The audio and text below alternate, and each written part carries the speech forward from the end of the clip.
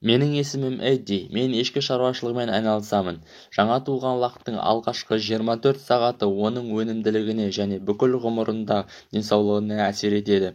Бұл видео лақ туылған соң жасалатын алғашқы күтім жайлы болмақ. Арнаға тіркеліп, видеоға лайк басыңыз. Әрине, бұл жайлы сізге өз ветеринар дәрігеріңізбен ақылдасып алғаныңыз дұрыс.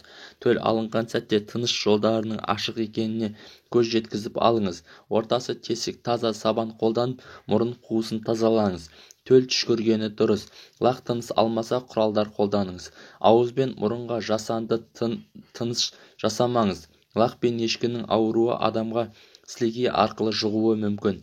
Егер тынысы жақсы болса, лақты әсіресе қыс мезгілінде тоңып қалудан сақтау керек. Құрғақ шүберекпен сүртіп алған дұрыс. Егер ешкі алдын ала Катрин және соос ауруларына шалдықпаған болса, оның төлін бірден бөліп алу керек. Ал егер ондай аурулары болмаса, төлін өзі жаласа да болады.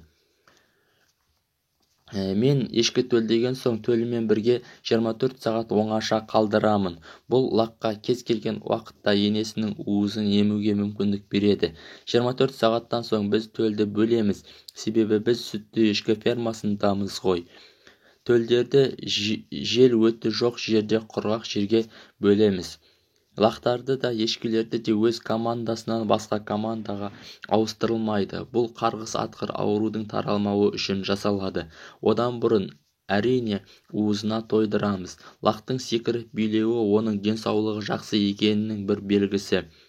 3 реттік серуеннен кейін олар тоңудан, суық температурадан қорықпайды, егер өткір жел өті болмаса.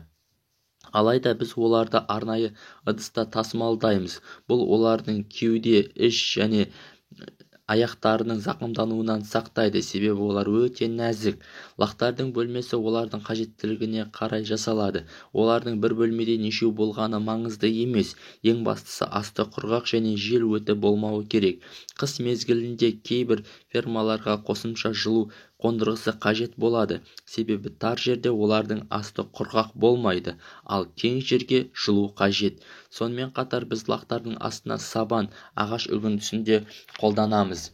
Естен шығармаңыз, суық төменде, ал жылу жоғарыда. Сол себепті сізге жылы болғанымен лақтарға суық болуы мүмкін. Зерлеп лақтар тұрған жерге температураны сезініңіз.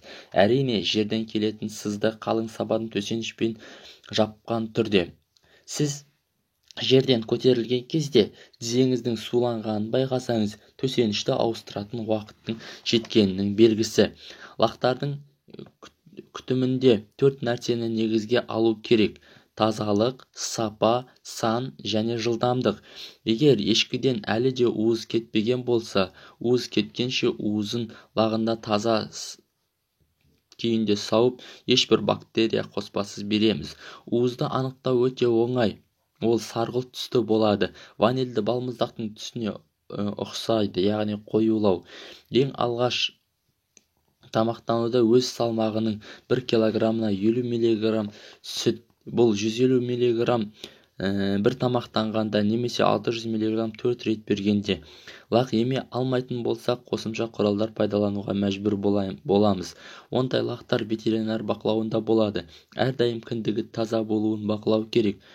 Онда қоқым болмауы керек. Йод ерітіндісіне арнайы ыдысты немесе 1 реттік қағаз стаканға батырып алуға болады. Егер кіндігі іскен немесе жараланған болса, ветеринар дәрігерден ем алу керек, себебі бұл инфекцияның белгілері. Төлдеген сәттен бастап әр лаққа жеке нөмірлер беріледі. Бұл олардың қашан туғанын, енесін білуге және шатастырмауға көмектеседі. Төлге алғашқы 24 сағатта жасалған қамқорлық өте маңызды. Қосымша ақпарат 3W Ontario сайтында. Ғылым және ауыл арнасына тіркеліңіз. Бүгінге осы. Аман сау болыңыздар.